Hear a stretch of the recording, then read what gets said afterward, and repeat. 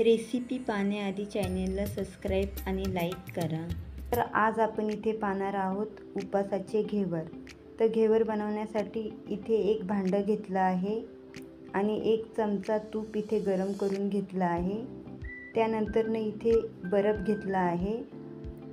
तर हा बर्फ व्यवस्थित तुपामध्ये या पद्धतीने मिक्स करून घ्यायचा आहे। त्यानंतर हे तूप व्यवस्थित इथे आपण फेटून घेणार आहोत 1 ते 2 मिनिटांसाठी।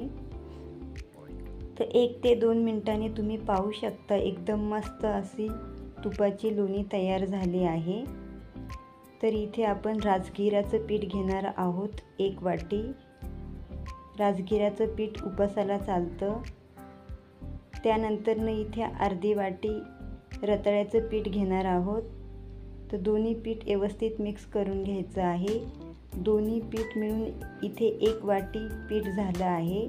जर तुमच्याकडे रताळ्याचं पीठ नसेल तर तुम्ही 1 वाटी पीठ राजगिराचंच घेऊ शकता तरीसुद्धा चालेल।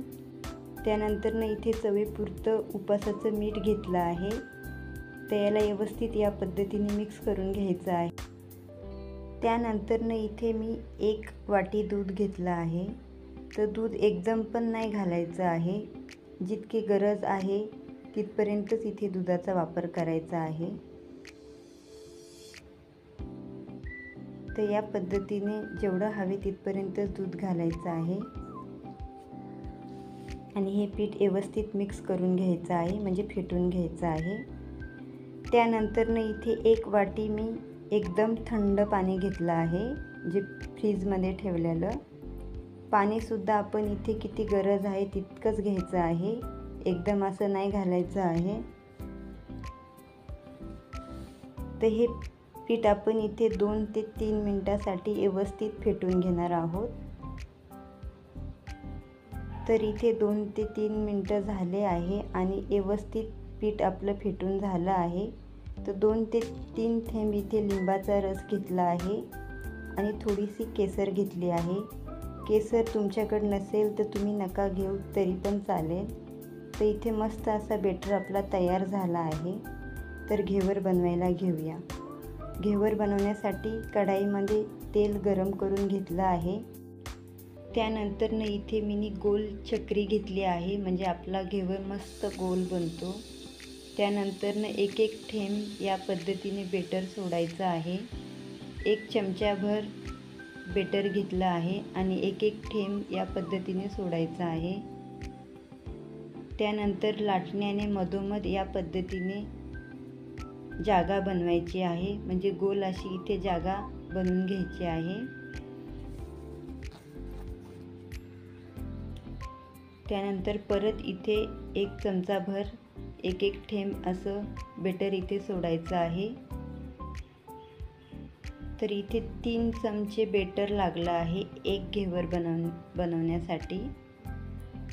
त्यानंतर या पद्धतीने गरम तेल चमच्याने सोडायचं आहे आणि गॅस बारीकच ठेवायचा आहे।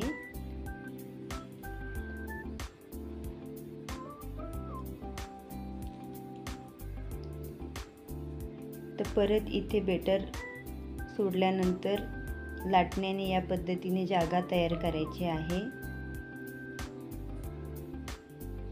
परत इथे 1 थेंब सोडायचा आहे, म्हणजे याची परत जरा जाडसर अशी मस्त तयार होते। परत इथे तेल याच पद्धतीने सोडायचं आहे।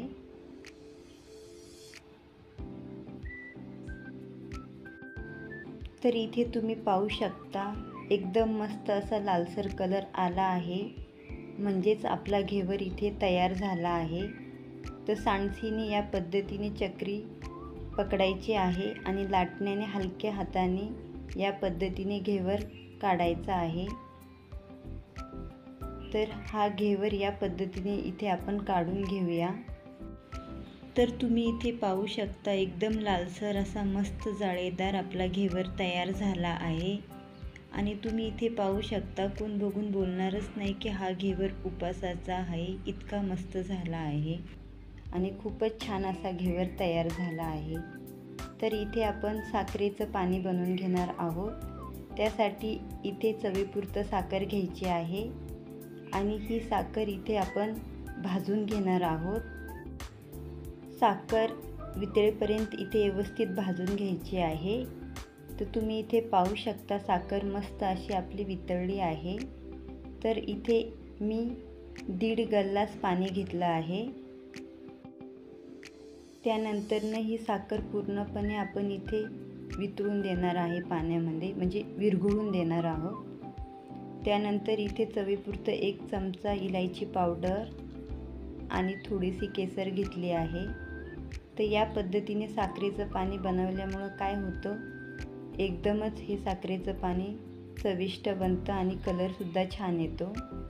तर 1 वाटीत हे पाणी इथे काढून घ्यायचं आहे आणि अर्धं पाणी परत ठेवायचं आहे, कारण इथे आपल्याला मलाई बनवायची आहे.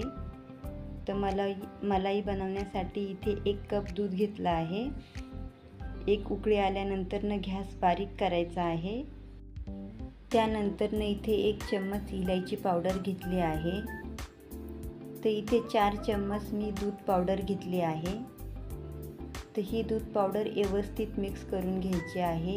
याच्या गाठी नाही होऊन द्यायच्या आहेत. तर इथे 3 मिनटासाठी व्यवस्थित याला आपण शिजवून घेणार आहोत. तर तुम्ही इथे पाहू शकता घट्टपणा आला आहे, म्हणजेच इथे आपली मलाई तयार झाली आहे. तर इथे गॅस बंद करून घ्यायचा आहे आणि ही मलाई थंड करून घ्यायची आहे. त्यानंतर इथे घेवर घेतला आहे. सर्वात आधी इथे थंड करून साखरेचं पाणी घेतलं आहे.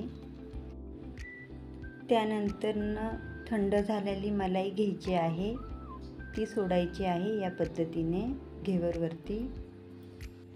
त्यानंतरनं इथे ड्रायफ्रूट घ्यायचे आहेत आणि चांदीचा वर्क घ्यायचा आहे. तर तुम्ही इथे पाहू शकता एकदम मिठाईच्या दुकानात मिळतो तसाच आपला इथे घेवर झाला आहे आणि खायलाही हा घेवर तितकाच चविष्ट लागतो आणि बनवायला तर एकदमच सोपी पद्धत आहे. तर नवरात्रीसाठी तुम्ही नक्की ट्राय करा हा घेवर. आणि असेच छान छान व्हिडिओ पाहण्यासाठी भेटू पुढच्या व्हिडिओमध्ये. धन्यवाद.